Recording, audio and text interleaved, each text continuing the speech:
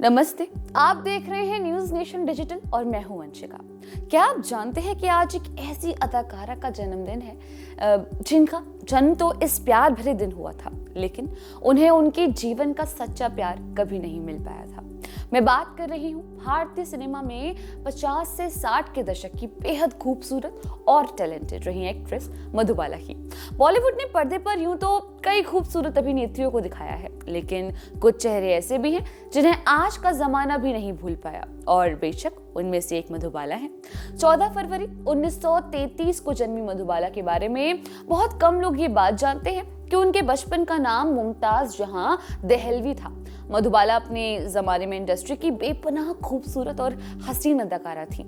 आप ये मान लीजिए कि उन्हें जो भी देखता था वो उन्हें देखता रह जाता था और अपना दिल हार बैठता था, और इन्हीं में से एक थे दिलीप कुमार साहब। मधुबाला और दिलीप कुमार की लव स्टोरी हिंदी फिल्म जगत की काफी चर्चित लव स्टोरी में से एक शामिल है।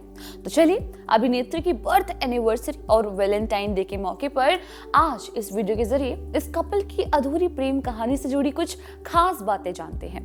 पर्दे पर कई ऐसी सच्ची प्यार की कहानियां रही हैं जो अधूरी रह गई। कुछ ऐसी ही कहानी दिग्गज अभिनेता दिलीप कुमार और अभिनेत्री मधुबाला की थी। कहते हैं जितनी खूबसूरत इनकी पर्दे पर प्रेम कहानी थी, उससे कई ज्यादा असल जिंदगी में। बता दें कि इस कपल की प्रेम कहानी फिल्म तराना के सेट से शुरू हुई थी। जिस अभिनेत्री की खूबसूरती की पूरी दुनिया कायल थी, वो अपना दिल हार बैठी किसके सामने? दिलीप कुमार साहब के सामने। कहा जाता है कि मधुबाला ने जब पहली बार दिलीप साहब को देखा तो वो तभी उनके प्यार में गिरफ्तार हो गई थी। तराना के सेट से शुरू हुई मोहब्बत फिल्म मुगले आजम के सेट पर परवान चढ़ी, और फिल्म की शूटिंग खत्म होते होते खत्म भी हो गई। दोनों के रास्ते अलग हो गए। कहा तो ये भी जाता है कि दिलीप कुमार और मधुबाला का रिश्ता टूटने का कारण एक्ट्रेस के पिता अताउल्लाह खान थे। दिलीप कुमार अभिनेत्री से शादी करना चाहते थे, जिसके लिए उन्होंने अपनी बहन के जरिए उनके घर रिश्ता भिजवाया, लेकिन मधुबाला के पिता अताउल्लाह खान ने इस रिश्ते से साफ इनकार कर दिया।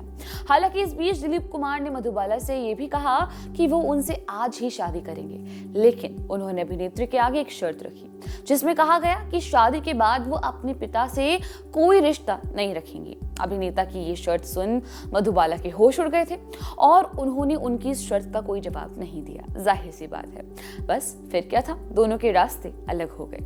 इस बीच इस कपल ने B.R. चोपड़ा के साथ फिल्म नया दौर साइन की हुई थी, जिसकी शूटिंग मुंबई में ना होकर 40 दिनों के लिए मध्य प्रदेश में होनी थी। जब शूटिंग के बारे में मधुबाला के पिता को पता चला तो उन्होंने अपनी बेटी को शहर से बाहर जाने के लिए मना कर दिया, और B.R. चोपड़ा ने इस फिल्म से मधुबाला को बाहर कर दिया।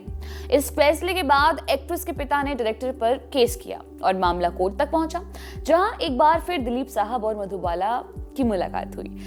इस पूरे मामले में दिलीप साहब ने तो फिल्म डायरेक्टर का साथ दिया था, और फिर दोनों कभी नहीं मिले, क्योंकि ऐसा कहा जाता है कि उस दौरान कोर्ट में ऐसी भी कई बातों के खुलासे हुए थे, कई बातें निकल कर आई थी जो मधुबाला को बहुत ज्यादा चुभी थी, और इसके बाद उन दोनों ने कभी एक दूसरे को पलटकर नहीं देखा। दिलीप कुमार संग अपनी अधूरी प्रेम कहानी को खत्म करने के बाद अभिनेत्री ने साल 1960 में किशोर कुमार के साथ शादी कर ली थी। कहा जाता है कि किशोर कुमार ने ही मधुबाला के सामने शादी का प्रस्ताव रखा था। दोनों की शादी 9 साल तक चली, लेकिन एक्ट्रेस को वेंट्रिकुलर स्पेक्ट्रल डिफेक्ट नाम की बीमारी थी, जिसने उनकी जान ले ली। इन सालों में किशोर कुमार ने अभिनेत्री का बेहद ख्याल रखा, उन्हें एक से बढ़कर एक डॉक्टर्स को दिखाया, लेकिन उनकी शादी सिर्फ 9 साल तक चल पाई, और 23 फरवरी 1969 को अभिनेत्री का हार्ट अटैक के चलते निधन हो गया। अदाकारा ने महज 36 ईयर्स की एज में दुनिया को अलविदा कह दिया था। कहा जाता है कि मधुबाला के आखिरी समय में दिलीप साहब ने उन्हें देखा तक नहीं था, क्योंकि वो काम के सिलसिले में शहर से बाहर थे, लेकिन जैसे ही वो वापस लौटे तो दिलीप कुमार सीधा उनकी कब्र पर गए थे। खैर, ये थी मधुबाला की वो प्रेम कहानी जो उनके पिता की वजह से कभी पूरी ना हो सकी। आप भी कमेंट सेक्शन में कमेंट कर इस वीडियो पर अपने व्यूज जरूर शेयर कीजिएगा। तो आज के लिए बस इतना ही।